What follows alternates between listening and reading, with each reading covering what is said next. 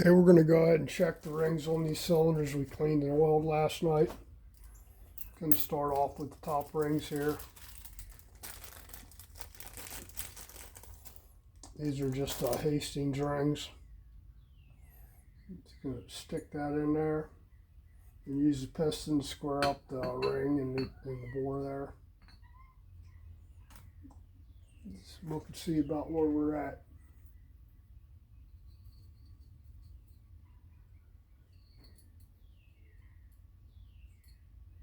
Okay, that's a little loose.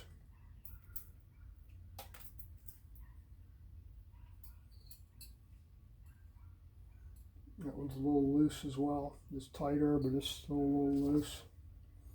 And since I can't see the numbers on here anymore, I use my dial calipers to check it. Okay, that is 15 thousandths, which would be perfect if it was one, but it's not, so.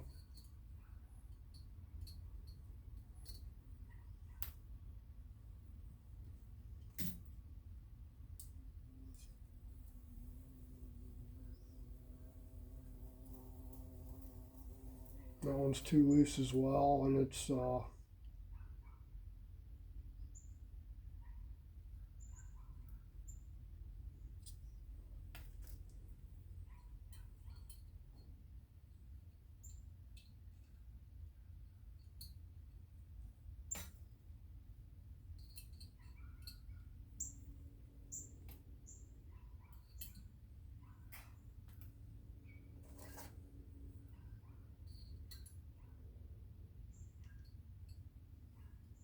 that one's actually got a slight bit of drag to it. Let me check it.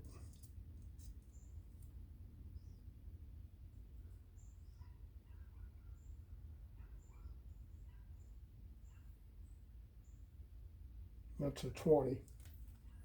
So not perfect, but that's what we got.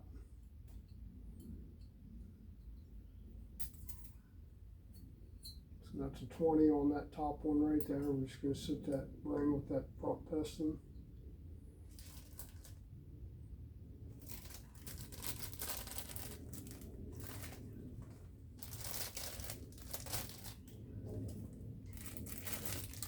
That was the top ring. Let's check these second rings.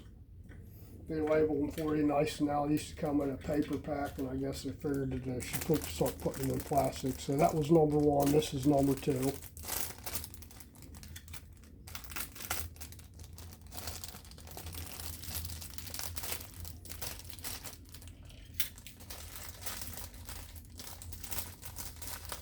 And I'll go over the dots and stuff here once I get them fed up.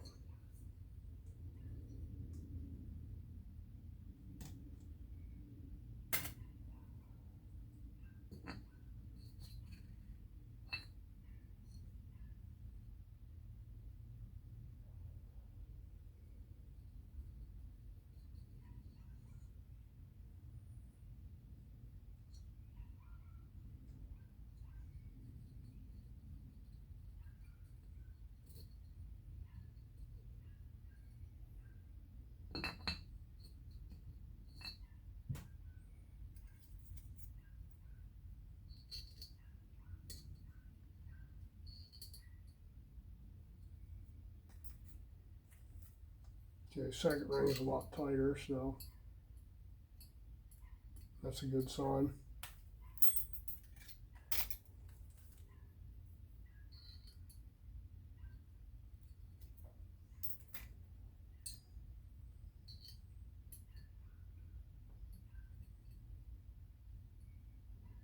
That one's a little.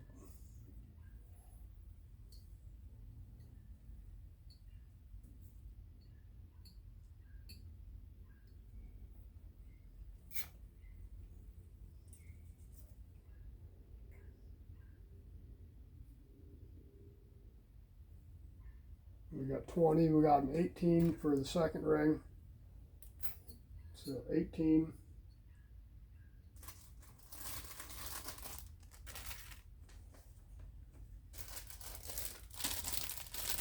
We pop out these oil rings just to check them.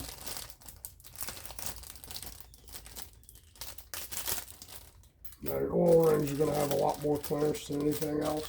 Those are the expanders.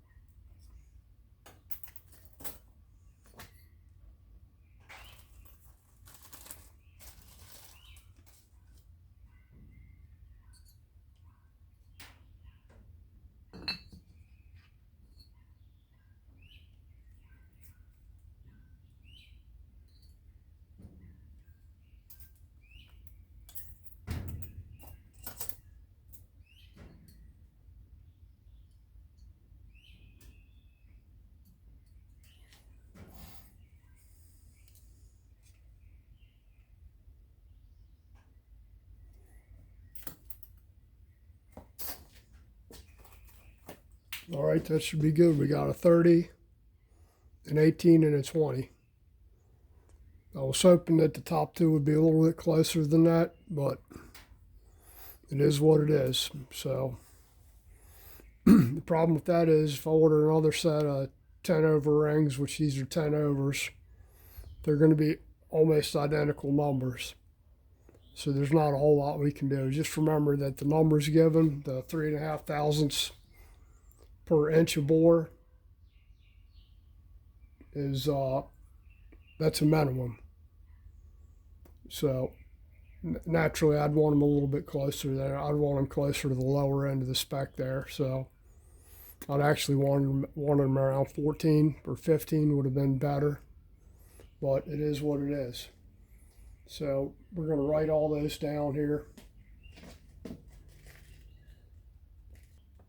All right, so as far as the markings on the rings, this top ring has no markings on it whatsoever, top or dot or nothing, so it can go either way, which is usually typical. If the ring doesn't have markings in it, it can go in either way.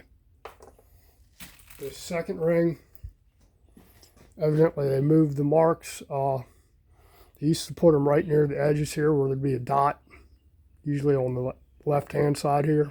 There'd be a little dot or a symbol, or it'd say N or whatever, that meant top. On these second rings, it looks like they've moved it around a little bit.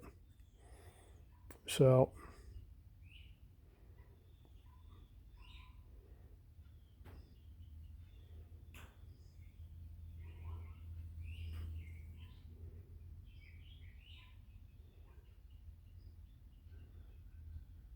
can't get it to focus in there, but it says on there where it is. It has a very faint thing where it says top.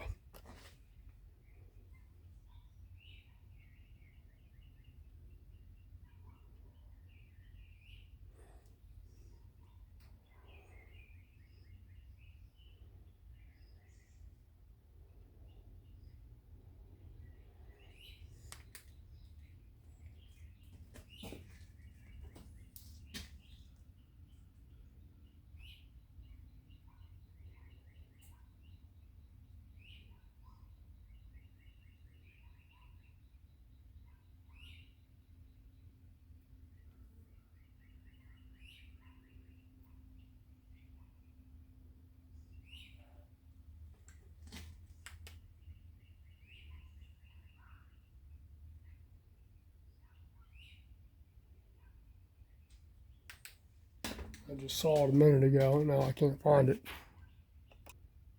Oh, there it is. right there. It's in there, it's just hard to see.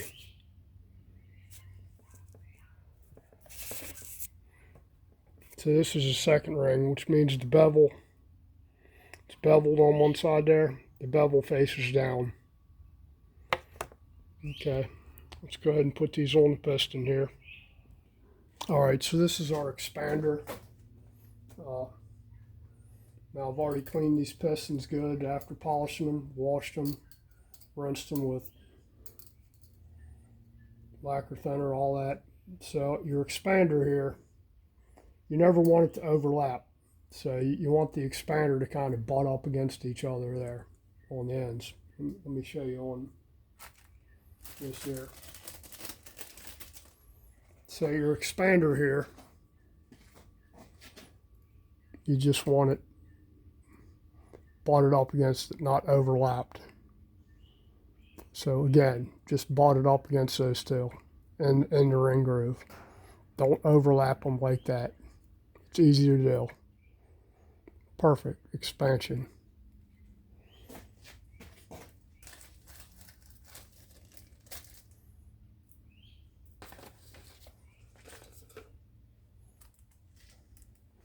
All right, so now I'm going to put my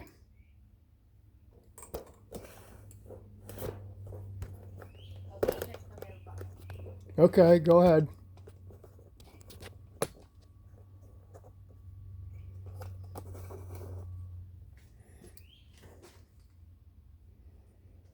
So we're just going to figure out where that gap is that we had, where our expansion joint is.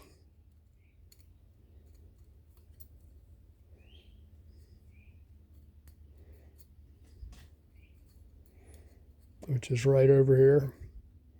And for these, what I like to do is go one to one side, kind of walk it down on there without bending it too much. You don't want to distort the rings too much, which you can use an expander. I have one, but I'm used to doing it like this, so that's the way I do it. So I know that my one ring is right over here, the end of it.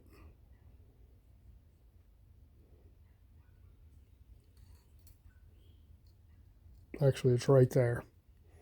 So I'm going to put the other ring, other oil ring,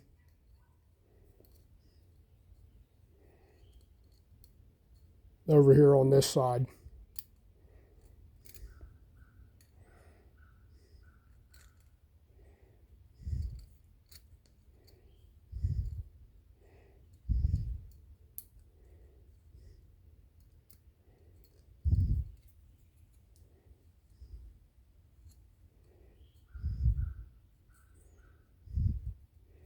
And it wants to stick in that second ring groove there.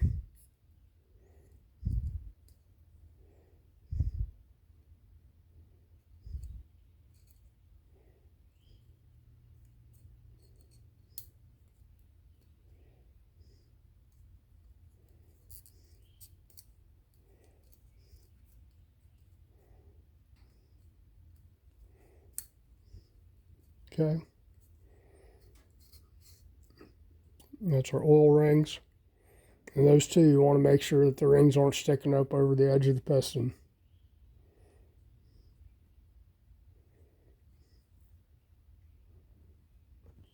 All right, now we're going to stick number 2 on there, which remember the bevel faces down.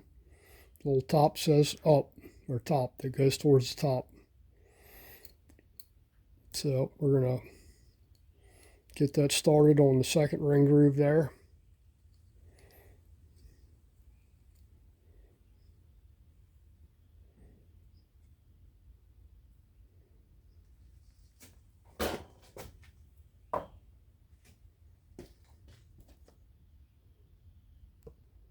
Okay, that there's number 2. Now the point of that, I've got the pliers here. I'm used to doing it this way. Pliers do work. Sometimes I've seen a lot of guys overextend the damn rings trying to put them on using the pliers. or using the pliers here. They'll open the rings up too much to get them over there. I mean, I've had one guy had to take his damn pliers away because he kept continually breaking rings. And showed him how to do it, and he's like, well, that's not how they taught me to do it in school, and you're going to mess the rings up doing it like that. Well, you know what? I've been doing it that way for 40 years and never messed up one ring. Seen plenty of people use these pliers and mess rings up. So that's number 2. Number 1, same thing. If I can get it in the camera here.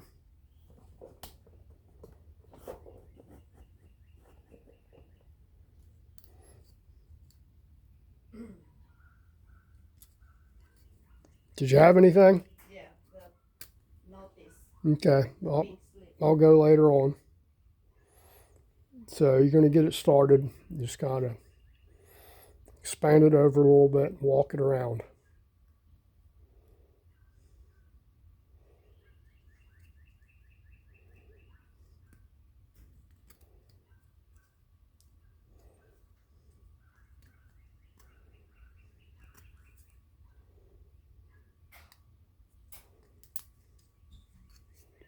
Okay.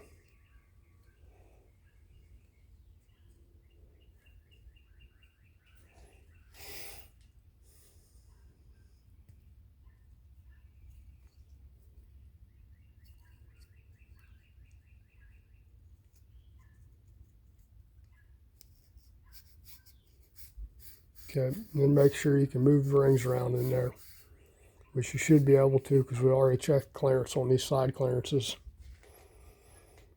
So typically what I do is find out where the oil gap is, where I set it at for that one, or for this one here.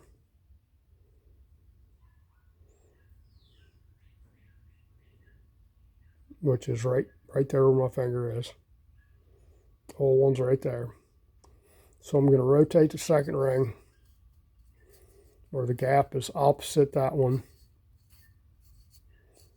So I end up with a ring gap is right here, which top oil ring is right over here. So 180 degrees really. And then the top ring, I don't want to set it over top of that, so I'm going to move it probably about right over here. So we've got 1, 2, and 3. 4. 1, 2, 3. 1, 2, 3. Point is, don't have them all lined up to begin with.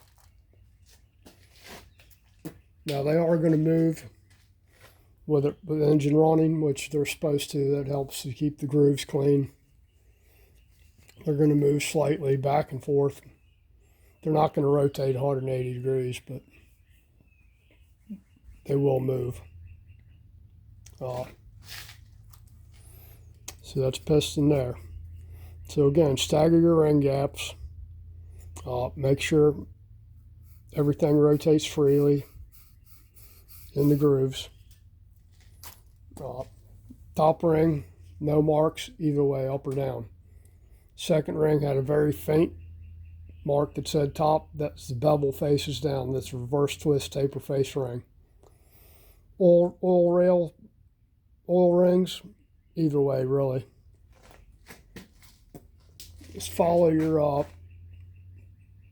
whoever's making your rings, and they'll send an instruction packet with it. Just follow the instructions, or you can look them up online. It's not really that hard. You know, you use cast rings, moly coated ring, steel rings, various sizes, whoever's piston you're making. They got some rings now that are under a millimeter. These are 16th, 16th, 3/16. So basically 125, 125, 187.5 rings, which is, you know, they found that now that smaller rings actually do work better as far as they still seal well. and they're a lot less tension on them, so it kind of frees up horsepower on them because you're not, you know, when you compress that ring, of course they want to spring back out. So that's adding friction to the piston there, or actually the entire engine. You know, in the old days, what you could do is you put a set of rings in there and you hook a fish scale up to it and kind of pull it through the cylinder and see how many pounds it took to pull it. So just say it took 25 pounds to pull it through the cylinder. Well, you know, if you go with a smaller ring package, if the piston comes with smaller rings, and you've gone from, say, 25 pounds down to 15 pounds, that's a lot less friction. So it's going to rev a little bit quicker than with these. And I'm going to go ahead and replace the wrist pin locks in this thing. I ordered all 4 of them just to be sure. So I'll replace those when I get ready to.